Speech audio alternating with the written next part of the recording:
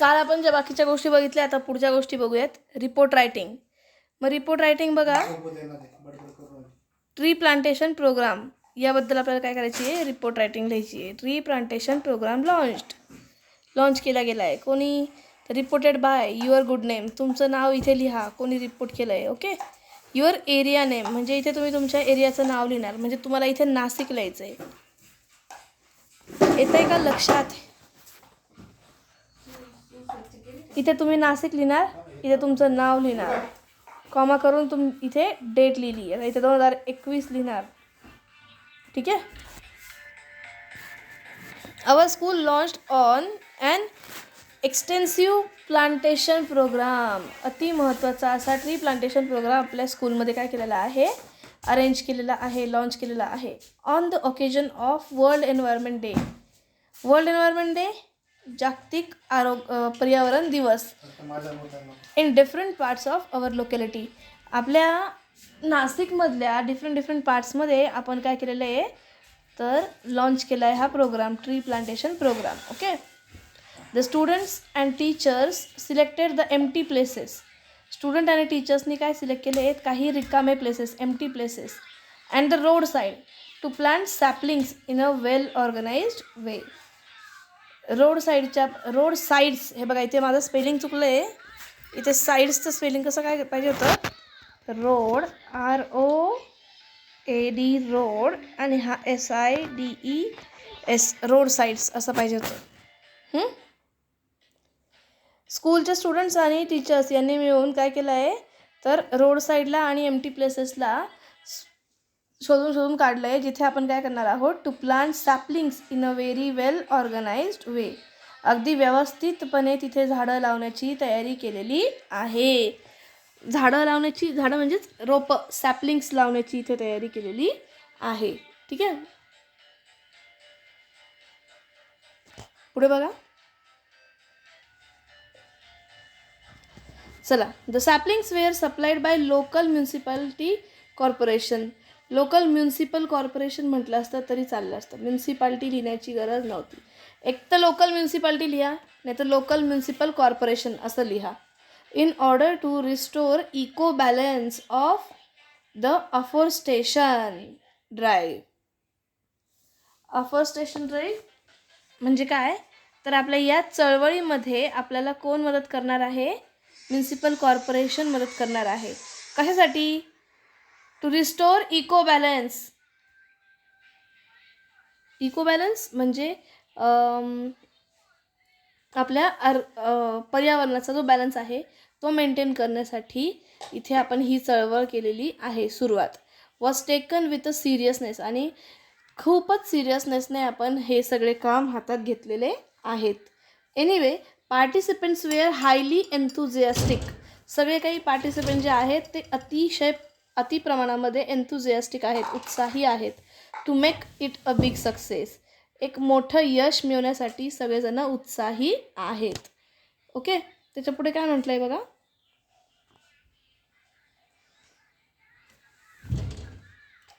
To make it a big success the students planted saplings and fence them and water the plants. स्टुडंट्सनी काय केलेलं आहे, तर इथे सॅपलिंग्स म्हणजे रोपं लावली, त्यांना फेन्स दिलं. फेन्स म्हणजे काय रे, तर कुंपण लावलं. अँड वॉटर द प्लांट्स आणि त्या प्लांट्सला पाणी दिलं. Every step of programme was appreciated by representatives of the administration. प्रोग्रामची प्रत्येक एकूण एक स्टेप ही जे आपल्या व्यवस्थापनाचे जे प्रतिनिधी होते त्यांच्या थ्रू काय केल्या गेल्या, ॲप्रिशिएट केल्या गेल्या, कौतुक केलं गेलं त्या लोकांकडनं. And the local forest department official. आणि लोकल फॉरेस्ट डिपार्टमेंटचं जे ऑफिशियल्स होते त्या सगळ्यांकडनं कौतुक केलं गेलं. The programme created a great stir among a general public to.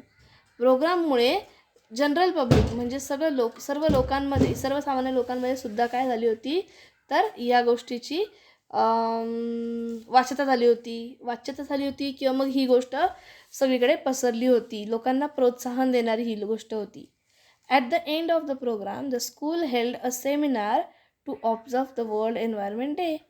आणि या प्रोग्रामच्या एंडला स्कूलने एक सेमिनार रन केलं आणि त्या सेमिनारमध्ये त्यांनी विचार केला किंवा मग ऑब्झर्व केलं किंवा मग म्हणू शकतो आपण बोलले. कशाबद्दल बोलले? तर वर्ल्ड एन्व्हायरमेंट डेबद्दल बोलले, ऑब्झर्वेशन केलं, काय काय नक्की घडतं आहे याबद्दल काय केलं, बोललं गेलं. म्हणजेच काय तर थोडक्यात त्याच्यावर उपाययोजना पण काय असतात या सगळ्या गोष्टींची चर्चा करण्यात आली. हे होतं तुमचं रिपोर्ट रायटिंग.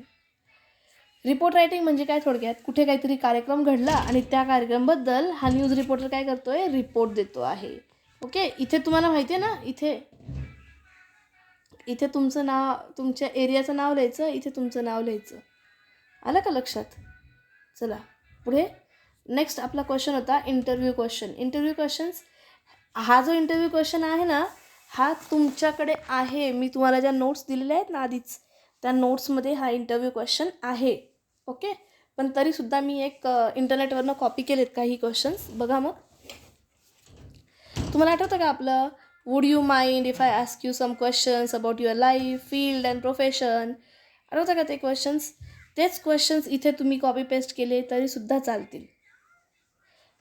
ओके, म्हणजे आपले ते 14 क्वेश्चन्स वुड यू माइंडवाले आणि प्लस त्याच्याच सोबत अजून कोणते क्वेश्चन, तर तुमच्या अजून नोट्स ज्या आहेत ना, त्या 14 पानी नोट्स आहेत आपल्या, त्या कसल्या तर हँड रिटन, आणि त्याच्या पुढेच लगेच 36 पेज नंबरपर्यंत आपल्या नोट्स दिलेल्या आहेत मी तुम्हाला. तो जो बंच आहे त्या बंचमध्ये आधी पहिल्या बंचमध्ये म्हणजे 14 पानी नोट्समध्ये 7 नंबर पेजवर तुम्हाला इंटरव्ह्यू क्वेश्चन्स दिसतील, आणि नंतर ती जी 15 ते 36 पेज नंबरची जी नोट्स आहे त्याच्यावर तुम्हाला जवळजवळ 20 नंबरच्या पेजवर तुम्हाला ते इंटरव्ह्यू क्वेश्चन्स भेटतील. कॉलेजच्या प्रिन्सिपल आहेत ज्यांच्या कॉलेजमध्ये खूप इनोव्हेटिव्ह प्रोग्राम्स घडवले जातात, अशा कॉलेजच्या प्रिन्सिपलची काय घ्यायची होती आपल्याला, इंटरव्ह्यू घ्यायचा होता. त्यांचा खूप प्रचार झालेला आहे किंवा ते खूप प्रसिद्ध झालेले आहेत ते कॉलेजमध्ये, तर मग त्यांची आपल्याला घ्यायची होती इंटरव्ह्यू. मग बघा, question that we may ask are as follows. अशा प्रकारचे काही क्वेश्चन्स विचारू शकतो. Being the principal of the college, what do you consider to be a good teacher? प्रिन्सिपलचे कॉलेजच्या प्रिन्सिपल असल्यामुळे एक गुड टीचर कसा असू शकतो हे तुम्हाला वाटतं? How do you make sure teacher are living up to your expectations? आणि तुम्ही खात्री कशी करून घेतात की तुमच्या ज्या एक्सपेक्टेशन्स आहेत त्या एक्झॅक्टली टीचर्स हे काय करतायत, फुलफिल करता आहेत की नाही करतायत, हे सगळं तुम्ही कसं मेक शुअर करतात? टीचर्सकडनं तुमच्या हिशोबाने तुमच्या स्कूलसाठी तुम्ही काम कसं करून घेतात? अजून एक क्वेश्चन काय आहे, how will you see staff evaluation as a tool in order to help teachers and support staff develop new competencies and motivate them? म्हणजे लोकांना आपल्या कॉलेजच्या स्टाफ आणि टीचर्सला मोटिवेट करण्यासाठी आणि नवीन नवीन कॉम्पिटन्सीज, नवीन नवीन स्पर्धांमध्ये यांना भाग घेण्याची हिंमत देण्यासाठी किंवा डेव्हलप करण्यासाठी तुम्ही काय करतात? असे 2 क्वेश्चन आपण विचारू शकतो. अजून स्टुडंट्सच्या डिसिप्लिनबद्दलही विचारू शकतो, जसं what is your philosophy of discipline? डिसिप्लिनबद्दल तुमचं काय मत आहे, तुमची फिलॉसॉफी काय आहे? नंतर what is students outcome do you expect from the school's discipline plan? तुमच्या स्कूलच्या या डिसिप्लिन प्लॅनमधून तुम्ही स्टुडंट्सच्या आयुष्यामध्ये काय बदल घडवून आणण्याचा प्रयत्न करत आहात, असा क्वेश्चन आहे. अजून ॲकॅडमिक एक्सलन्सबद्दल क्वेश्चन विचारूयात आपण. As the principal, how could you create a culture of academic excellence in the school? Academic excellence in the school म्हणजे काय रे? तर एक मिनटं, हां, कोण आहे? As the principal, how could you create a culture of academic excellence in the school? म्हणजे तुम्ही प्रिन्सिपल आहात, तर मग तुम्ही ॲकॅडमिक एक्सलन्सचं कल्चर संस्कृती, चांगल्या अभ्यासाची वृत्ती मुलांमध्ये कशी रुजवाल? आणि नंतर briefly describe the current curriculum development at the middle school level that you are excited about. म्हणजे काय? ब्रीफली एक्सप्लेन करा. कशाबद्दल? तर सध्याच्या तुमच्या कॉलेजमध्ये होणाऱ्या करंट कॅरिक्युलम डेव्हलपमेंट. कॅरिक्युलम डेव्हलपमेंट अभ्यासाच्या व्यतिरिक्त इतर क्षेत्रांमध्ये म्हणजे स्पोर्ट्समध्ये किंवा मग डिबेट्समध्ये काहीही ॲक्टिव्हिटीजमध्ये तुमच्या स्कूल अरे थांब Vedika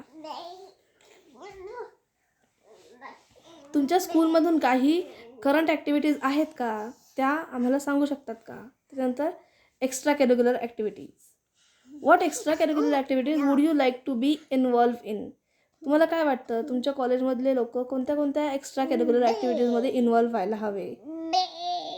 recently changes were made in athletic programs.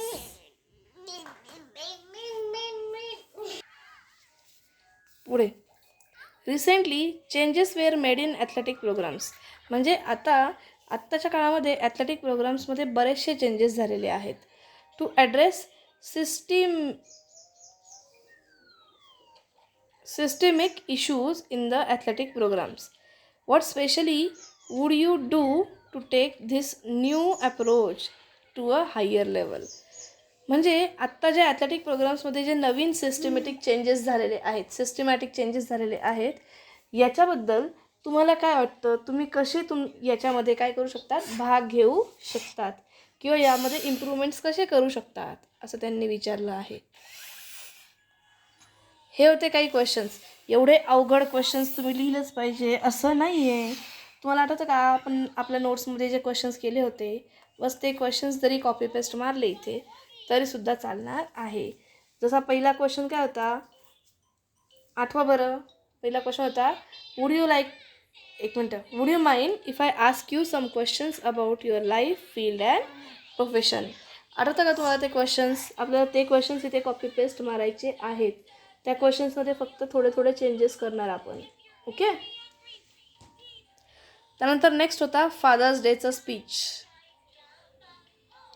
काय होतं नेक्स्ट फादर्स डेचं स्पीच होतं. स्पीच रायटिंग होती आपल्याकडे. बघा hello everyone I am Saloni. Speech कसलं होतं फादर्स डेचं. तुम्हाला आठवतं का रे आपण फादर्स डेसाठी किंवा मग नाही आपण स्पीच रायटिंगसाठी एक छान स्पेशल फॉर्मॅट बनवून ठेवलेला आहे.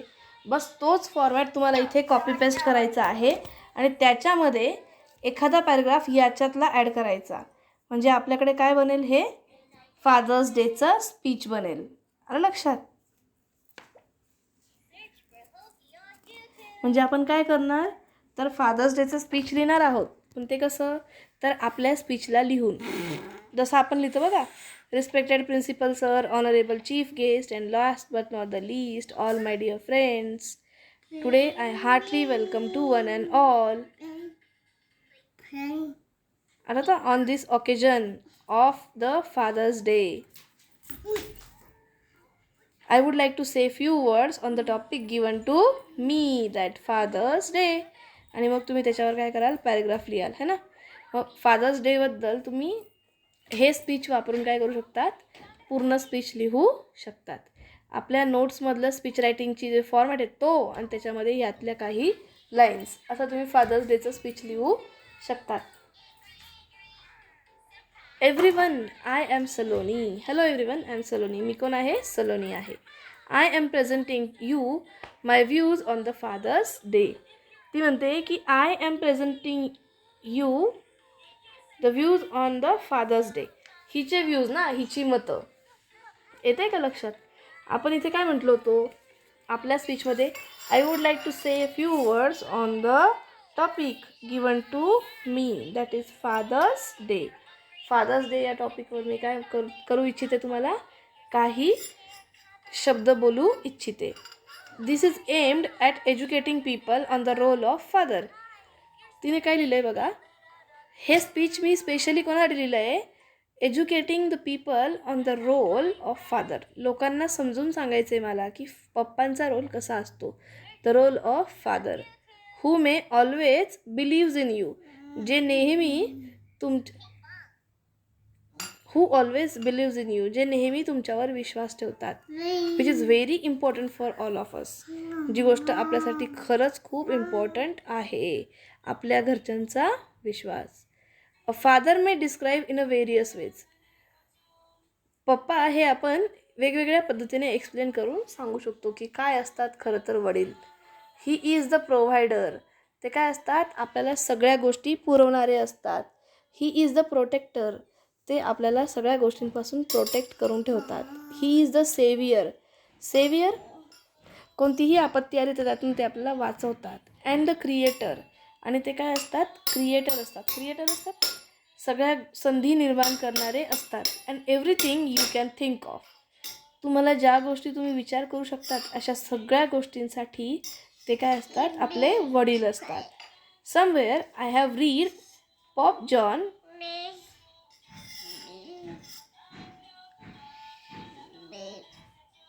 23rd stating that XXIII stating that it is easier for a father to have children than for children to have a real father. म्हणजे बघा, लहान मुलांना वडिलांना मुलं मिळणं हे इझी असतं, पण मुलांना चांगले वडील मिळणं हे खूप अवघड असतं. The Father's Day has been named so to remind everyone to find the time to remember their father in whatever ways they can. खूप अवघड वाटतं ना तुम्हाला? तरी पण आधी वाचून घेऊ, मग आपण वेगळं फादर्स डेचं स्पीच लिहूयात. तर फादर्स डे हा ॲक्च्युली कशासाठी आहे, तर प्रत्येकाने जरासा टाईम काढावा आणि विचार करावा की आपले वडील हे आपल्यासाठी नक्की काय आहेत. This day is dedicated to giving appreciation of care and love that a father showers upon his children.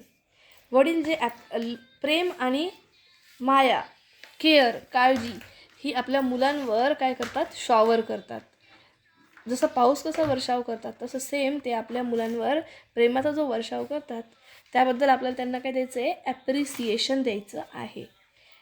I would like to end my speech by limiting my words. मी माझं स्पीच एंड करतो by limiting my words. माझे words जरा लिमिटमध्ये करून. Of appreciation by stating that, हे बोलून की I may have many relations in my life. माझ्या आयुष्यात बरेचसे रिलेशन्स असू शकतात. But that I get from father is an out of the world feeling. पण जे रिलेशन मला माझ्या वडिलांसोबतचं आहे ते कसं आहे, out of the world feeling आहे. म्हणजे जगाच्या पलीकडे अशी त्याची काय आहे, भावना आहे. I want to state it truthfully that I feel exceedingly glad to have a father like you. Thank you everyone. म्हणजे काय, मला हे सांगायला सच्चेपणाने खरंच आवडतं आहे की मी खूप आनंदी आहे, एक्सटेडिंगली ग्लॅड आहे that I have a father like you. माझ्याकडे काय आहे, तर वडील आहेत तुमच्यासारखे. हे होतं फादर्स डेचं स्पीच है ना, हे सरुणीने दिलं होतं. आता आपण स्वतः लिहूयात फादर्स डेचं स्पीच.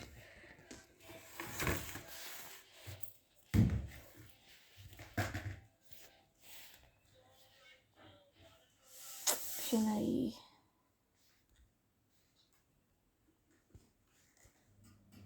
चला आता आपण लिहूयात फादर्स डेचं स्पीच. फादर्स डेचं स्पीच कसं लिहाल बघा. अर्थ का तुम्हाला आपण सगळ्यांनी काय काय लिहिलं होतं तेच लिहायचं आहे आपल्याला इथे. एक मिनटं थांबा.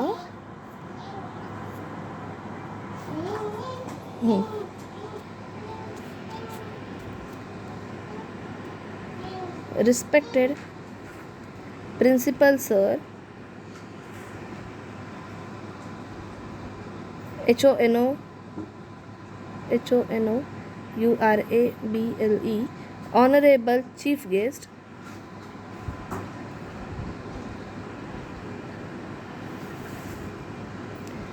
and last but not the least, all my dear friends,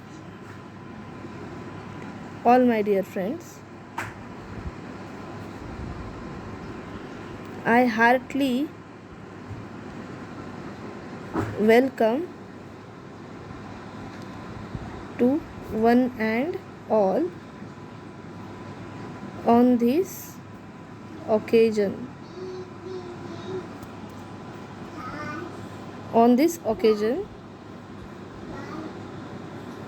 Full stop.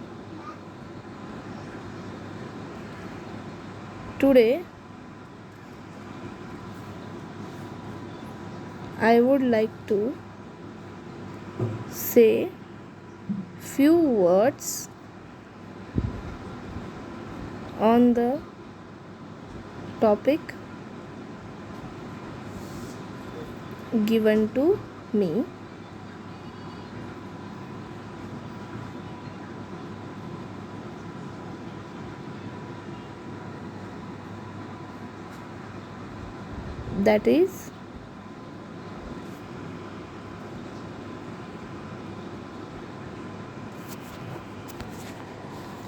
That is Father's Day.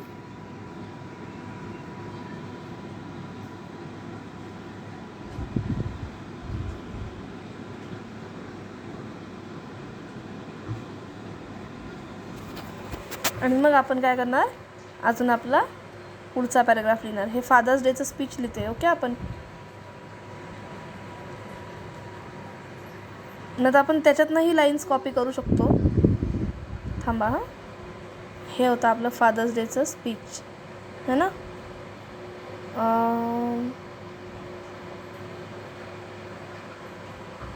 He line छान आहे बघा.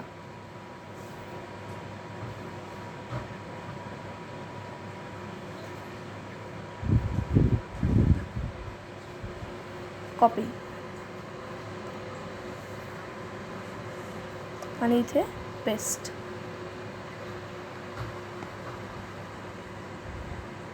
बघा काय म्हटलंय. A father may describe in various ways. He is the provider, protector, saviour and creator and everything you can think of. He is the one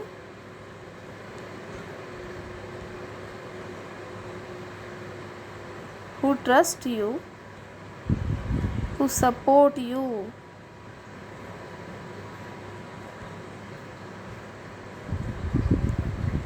Fathers are always first love of the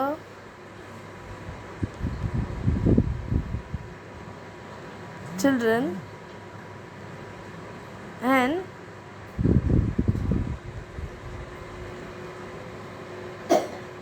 children are always prince and princess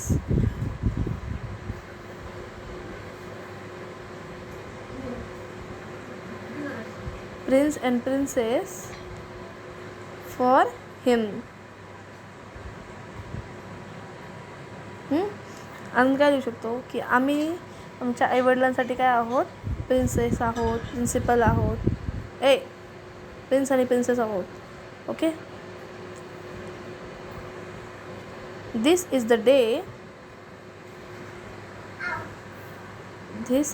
day on which we are giving them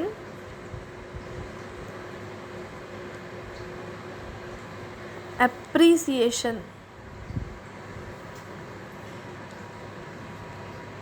for their love and care. त्यांच्या प्रेम आणि काळजीसाठी आपण त्यांना काय करतो आहे, त्यांचं कौतुक करतो आहे. अजून काय लिहार बरं.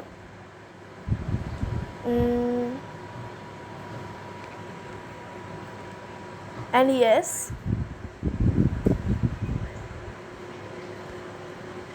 I feel so lucky that I have father like you.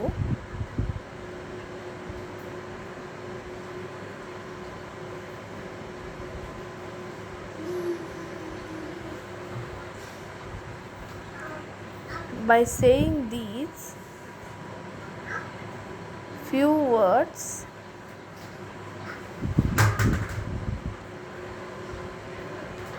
I would like to end my speech.